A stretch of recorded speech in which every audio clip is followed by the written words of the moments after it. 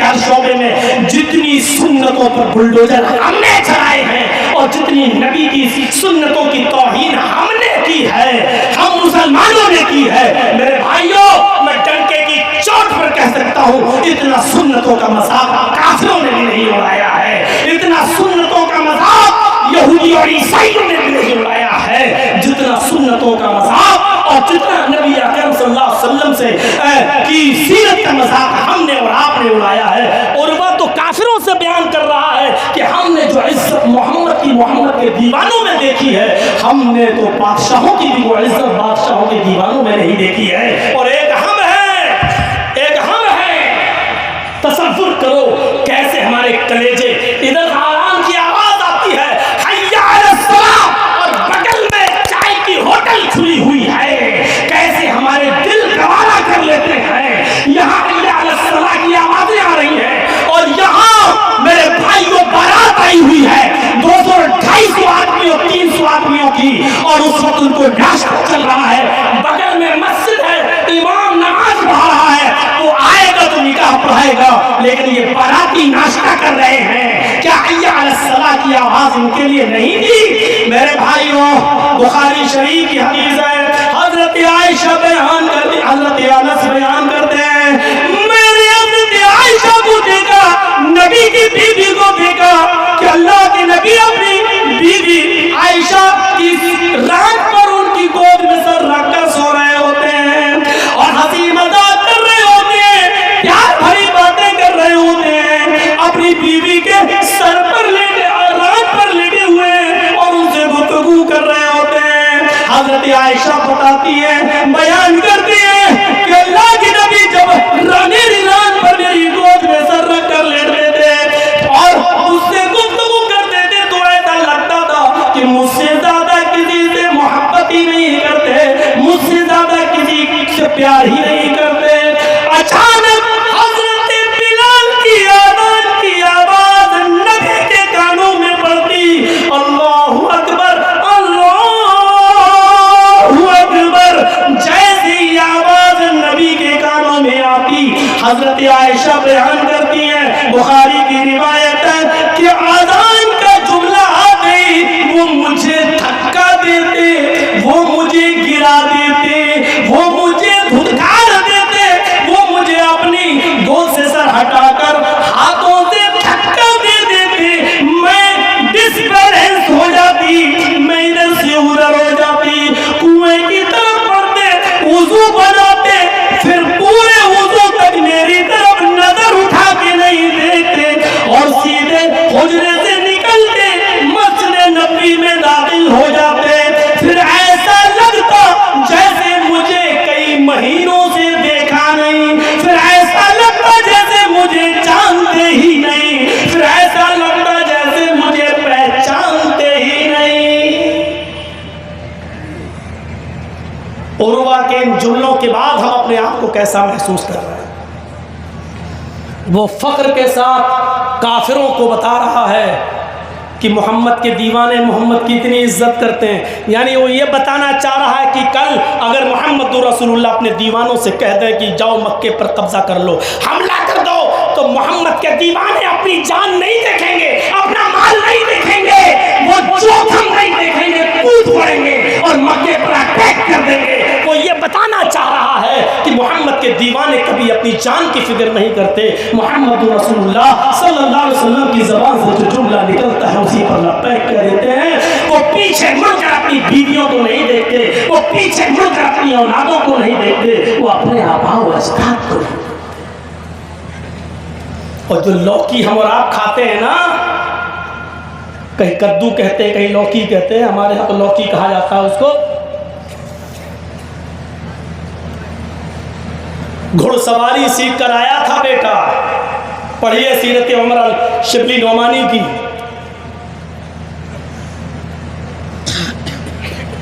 घुड़सवारी करके तलवार चलाना सीख रहा था उमर फारूक का बेटा, और घर में आया पसीना बहाते हुए, अब्बू भूख लग रही है, क्या पका हुआ है? कहा बेटे रखा हुआ खा लो। ढक्कन हटाया, क्या देखता है वही लौकी पकी हुई है। बेटे ने बस इतना कहा, उफ के लफ्ज है। ये भी कोई खाने वाली चीज है? पूरा नहीं कह पाया था। ये भी कोई खाने वाली? ऐसे अपने बाप को देखते हुए, ये भी कोई खाने वाली? बस इतना ही कह सका था। क्या देखता है कि हजरत उमर फारूक के हाथ तलवार की मियान पर हरकत कर रहे हैं। वो उमर कि जिनसे अल्लाह के रसूल ने भी कहा था कि उमर तलवार निकालने में जल्दी न किया करो, जब तुम मियान से तलवार निकालते हो तो मोहम्मद आसमान की पेशानी पे पसीना देख लेते हैं। बेटे ने कहा नहीं मैं खा रहा, और पेट भर के खाना खाया। और जब लौकी पेट भर के खा लिया, अपनी औलाद की फरमाइशें पूरी करने वालों, अब तो ऑनलाइन आ जाता, बर्गर आ जाता, पिज्जा आ जाता, नहीं ये नहीं खाएंगे, ये भी कोई खाने वाली चीजें हैं।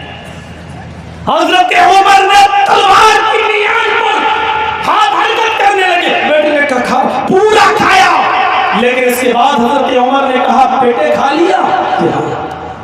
क्या है ये मालूम है?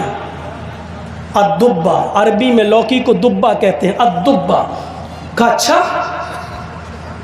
मैंने अपने नबी जनाबे मोहम्मद रसूलुल्लाह को इस लौकी के बारे में देखा है कि गोश्त में पड़ी होती थी, तो आप गोश्त की बोटियां छोड़कर पहले लौकी खाया करते थे। कन्नौज वाले हैं कि नहीं?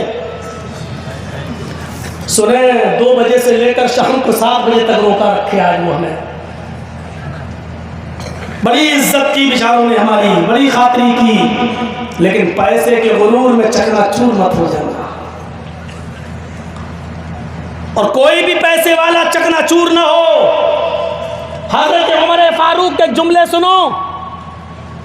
कहा बेटे मैंने अपने नबी को देखा गोश्त छोड़कर लौकी के दुब्बा के कद्दू के टुकड़े उठा कर नबी अकरम सल्लल्लाहु अलैहि वसल्लम खा रहे हैं। ये लौकी मेरे नबी की सुन्नत है, मेरे नबी इसको पसंद किया करते थे। जबकि आपने कहा नहीं कि तुम भी खाओ, सिर्फ नबी को पसंद थी। आपने ये नहीं कहा कि तुम भी खाओ। ये लौकी मेरे नबी को पसंद थी, मेरे नबी इसको पसंद किया करते थे। आइंदा अगर इस लौकी से तुमने मुंह चिढ़ाया, लौकी खाने से अगर मुंह बनाया, काबे के रब की कसम मैं अपनी तलवार से तेरी गर्दन उड़ा दूंगा। ये सोचते हुए कि ये मेरे बेटे की नहीं, मोहम्मद रसूलुल्लाह की पसंद से नफरत करने वाले की गर्दन है, नबी की सुन्नत से नफरत करने वाले की गर्दन है, मैं ये सोचकर तेरी गर्दन उड़ा दूंगा। मुसलमानों, दूर दराज से आए हुए, सुना है आज कई जगहों से बसें आई हैं। मेरे प्यारे भाइयों सुन लो और गौर करके देखो कि मोहब्बत का क्या पैमाना है आज हमारे पास। रसूलुल्लाह सल्लल्लाहु अलैहि वसल्लम से मोहब्बत का क्या मयार है हमारे पास।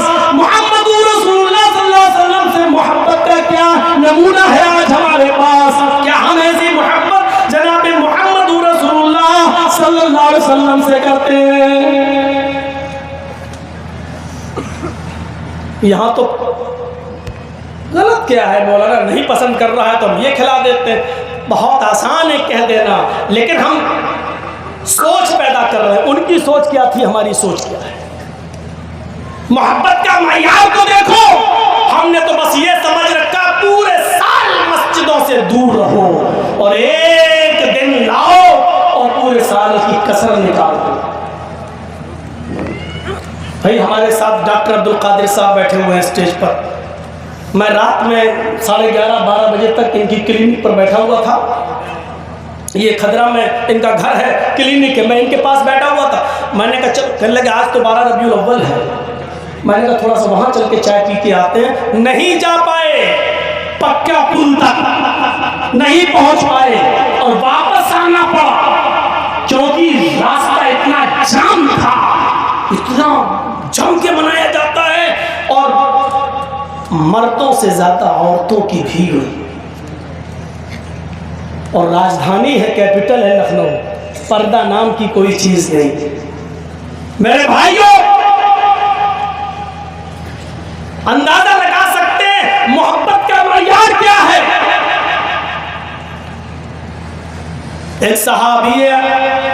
सहाबी रसूल है, उनकी बीवी है, बच्चा उनकी बीवी के पेट में है। और सुनिए कहते हैं अबू दाऊद की हदीस, अबू दाऊद की रिवायत, लीबनान, अल्लाह के रसूल मेरी बीवी, उससे मेरे 2 बच्चे थे, मिसलुल लुलुऐन, बिल्कुल मोतियों की तरह जगमगाते हुए बड़े खूबसूरत। लेकिन मेरी बीवी आए दिन आपको उल्टा सीधा बोलती रहती थी, आए दिन मेरी बीवी आपको उल्टा सीधा कहती रहती थी। एक दिन दस्तरखान लगा दिया, मैं आपके पीछे नमाज पढ़ने लगा, आप वाज़ो नसीहत करने लगे, मैं सुनने लगा। बच्चों को भूख लगी थी, मेरी बीवी ने कहा अब्बू को आ जाने दो। मेरे बेटे मेरे इंतजार में थे, मुझे घर आने में थोड़ी देर हो गई।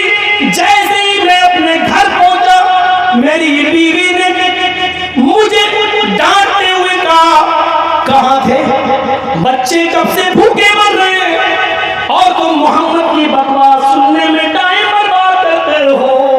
तुम मोहम्मद की पास मोहम्मद रसूलुल्लाह लगा, उसने नाम लेकर कहा, और तुम मोहम्मद की फालतू बातें, फजूल बातें सुनते रहते हो। तुम्हें फुर्सत नहीं मिल रही, अपने बेटों की फिक्र नहीं।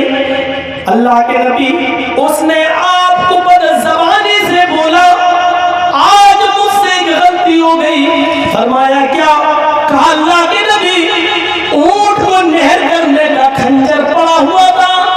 अबू दाऊद की रिवायत, आए अल्लाह के रसूल, ऊंट को नहर करने का, ऊंट को ज़िबा करने का खंजर पड़ा हुआ था।